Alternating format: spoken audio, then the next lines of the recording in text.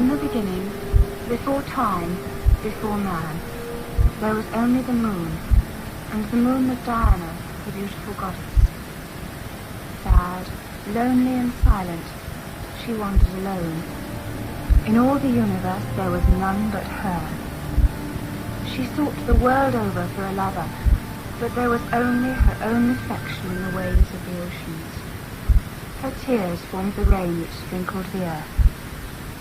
Solitude was her only companion. Her sighs formed the wind that blew over the seas as she searched for a friend. Diana was a child of her own desire, desire the only emotion on earth, desire driving her on, and from that desire was born the dawn, and from the dawn came the sun, and from the sun came the first angel of light, and that angel was Lucifer, god of light.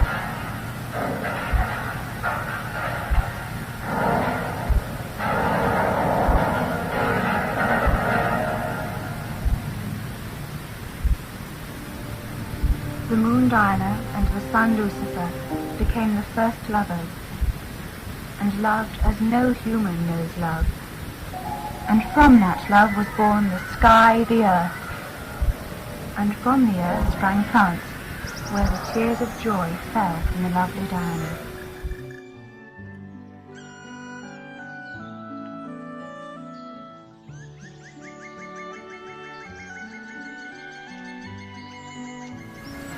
And it came to pass that the fruits of that love gave birth to fire and water, and birds and fishes and animals.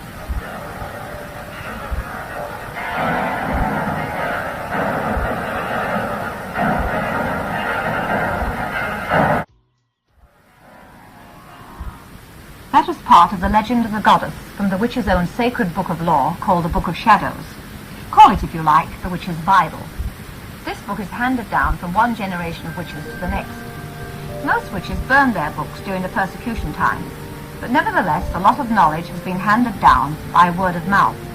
I'm very lucky, as I have a lot of rituals going back at least 3 generations. These were sent to me by an old lady in Inverness when she saw me on TV. She also sent to me her Athame, or witch's knife, which was made by her great-grandmother. This knife is used for invocation and consecration. This week I'll give you some idea of the rituals of witchcraft. For the working of magic, the witches always meet when the moon is full, as that is a time of maximum moon power. This was Robert Burns' impression of a meeting of witches. Warlocks and witches in a dance, they cotillion brought new frae France, but hornpipes, jigs, strathspeys and reels put life and metal in their heels. A winnock bunker in the east, and there sat out Nick in shape a beast, a towsy tight, black, grim and large, whose deed of music was his charge. He screwed the pipes and made them skirl, till wrath and rafters all did dirl, and coffins stood round like open presses that showed the dead in their last dresses. And by some devilish crafty sleight, each in his cold hand held a light, by which heroic Tam was able to note upon the holy table a murderer's banes in gibbet irons, 'twas span lang wi' unchrist'ned bairns, 5 tomahawks with blood red rusted, 5 scimitars with murder crusted, a garter which a babe had strangled, a knife a father's throat had mangled, with mair of horrible and awful, which even to name would be unlawful. As Tammy glowered, amazed and curious, the mirth and fun grew fast and furious. The piper loud and louder blew, the dances quick and quicker flew.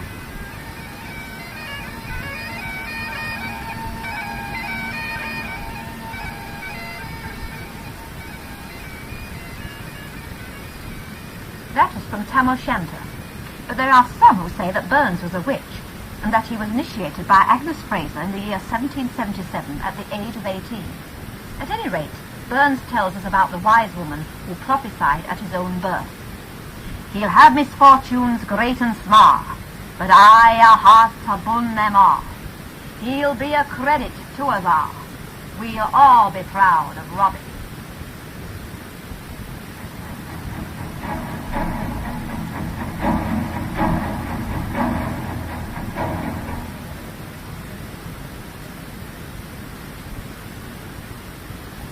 dance of life is as old as time itself, and is a very exact piece of psychological and physical procedure. It was performed for various reasons. The chief one was to bring the hidden force or power residing in the human body out, and use it for the benefit of the race or tribe. Sometimes it was done to give power to the gods, as a simple sacrifice or thanksgiving. The ancient peoples saw the stars glide across the heavens and return to their places. They watched the slow march of the seasons, and perhaps sensed the dance of the protons around the electrons. Some dances were performed in a spiral. The spiral of life, which arises from the womb, spirals outwards to middle age, and then turns, spiraling inwards to the tomb, whence it will be reborn as the next spiral of life. The dance may also be used by a coven to induce spiritual ecstasy. It helps the release of the spirit and aids the high priestess to enter more deeply into the inner planes, from which she is given instruction and advice. How does a person become a witch? Well, they certainly don't become one overnight. After being initiated into the circle of the hollow mysteries, the person begins to learn how to use powers that are little known. Magic is like music, it must be practiced. The initiate is on probation for a long time, and must be an asset to the coven, not a hindrance. People ask why are the rites kept secret, and the uninformed often accept reasons that the members of the craft indulge in all kinds of wild orgies. Has it ever occurred to these people, ever to judge rashly, that very often there is a very good reason why certain things are kept from the uninitiated? If one is to condemn the witches for their secrecy, one must also condemn Freemasons and other societies which are held in high esteem generally. Very often to broadcast to all and sundry something which is held in high esteem is to lose it. But now I'm going to invite you to an actual meeting and allow you to judge for yourselves.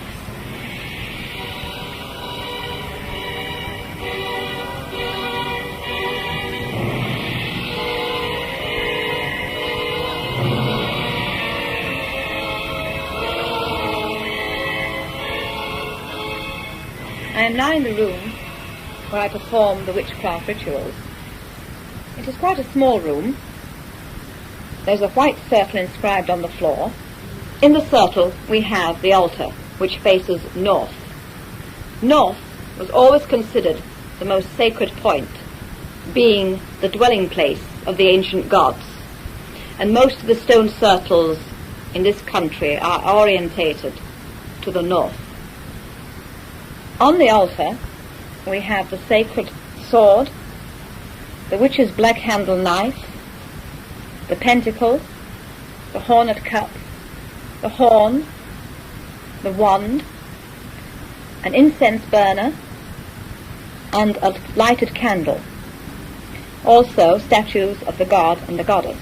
The priestess opens the proceedings by inscribing a circle with a magical sword. Now she approaches the altar. I take thee and consecrate thee, O creature of salt, by the earth that moves thee, for the entry of your hidden powers. I take thee and bless thee, O creature of water, by the moon that moves thee, for the banishment of all unbelievers, that the elements may be united, bound as we also are bound, and shall ever and always be bound, never to be separated by time, nor by distance, nor by those things that we do not yet comprehend. I come to thee, O circle of power, that thou shalt be as a boundary of protection to contain the power which we shall raise within thee.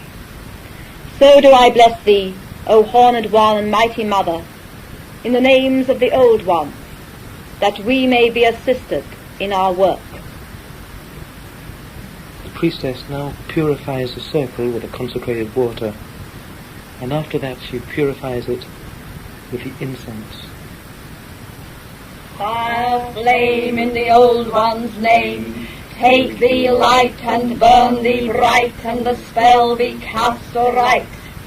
Dark to light a turning, luck be in thy burning, fire glow, vision show of the heart's desire, when the spell's chanted well of the witching fire. She now calls up the kings of the elements at the four corners of the circle.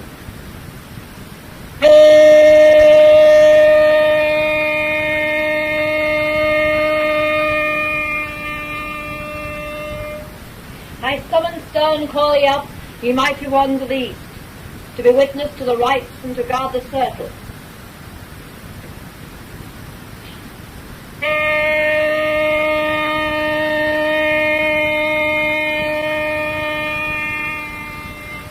I summon stern call ye up, ye mighty ones of the south, to be witness to the rites and to guard the circle.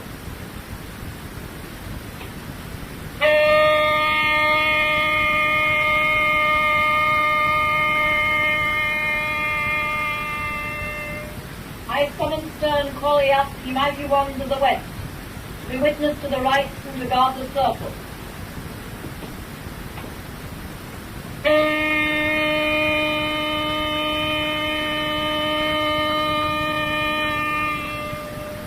I summon stern call ye up, ye mighty ones of the north, to be witness to the rites and to guard the circle.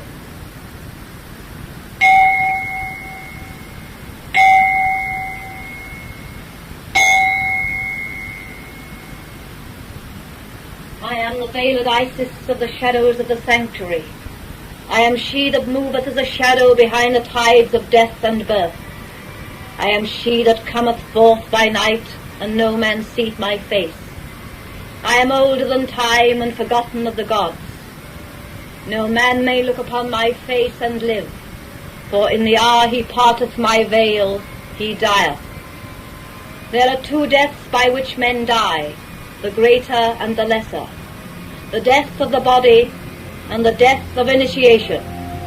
And of these two, the death of the body is the lesser. The man who looks upon the face of Isis dies, for the goddess takes him. They that die thus go by the path of the wellhead that is beside the white cypress. He that would die to the birth, let him look upon the face of the goddess in this mystery. Be far from us, O ye profane, for we go by the path that leads to the wellhead that is beside the white cypress.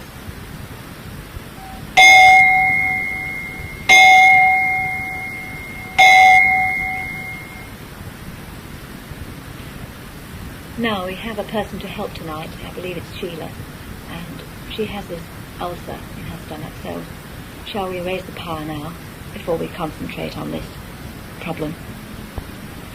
Fire, flame and fire burn, make the mill of magic turn, work the will for which we pray. I-O-D-O-I-A, air breathe and air blow, make the mill of magic go, work the will for which we pray. I-O-D-O-I-A, water heat and water boil, make the mill of magic toil, work the will for which we pray. I-O-D-O-I-A, earth without and earth within, make the mill of magic spin, work the will for which we pray. I-O-D-O-I-A, fire, flame and fire burn. This chant could go on for about half an hour, with the people going round and round in a circle, getting faster and faster.